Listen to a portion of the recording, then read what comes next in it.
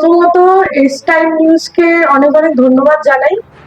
এত ব্যস্ততার মধ্যেও এই যে কালকে আমাদের গণনা, পুরো পশ্চিমবঙ্গের গণনা, এত ব্যস্ততার মধ্যেও আমার এখানে এসে উপস্থিত হয়েছে এবং আমার ছোট কথা যেটা সেটা শোনার জন্য 100% বললেও কম বলা হবে, 1000% আশাবাদী।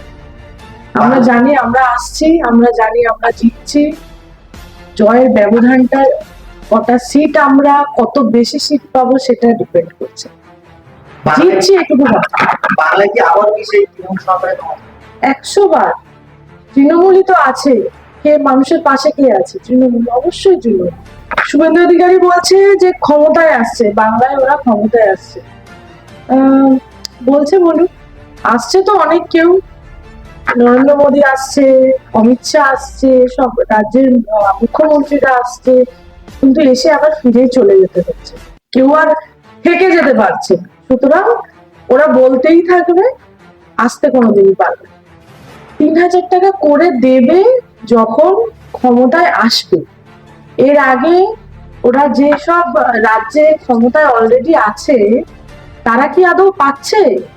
বিহারে 10,000 টাকা করে দিয়ে আবার সেই টাকাটা ফেরত নিয়ে নিয়েছে, আর যারা ফেরত দিতে পারেনি তাদের ঘর বাড়ি ভাঙচুর হচ্ছে। এটা মোটামুটি সব মিডিয়া চ্যানেলেই বা সব নিউজ চ্যানেলেই দেখা যাচ্ছে। সুতরাং বলার অপেক্ষা রাখে না মানুষ। ওই 3000 টাকার লোভে না পড়ে মানুষ ওই 1500 টাকারই সাথে থাকে। কত সিটে দাও আসে? আশা করছি 200 ক্রস করুক। ভোটের পরের দিনই গ্যাসের দাম বৃদ্ধি পেয়েছে, অনেকটাই বেড়েছে, এই বিষয়ে এটা তো আমরা সকলেই জানতাম।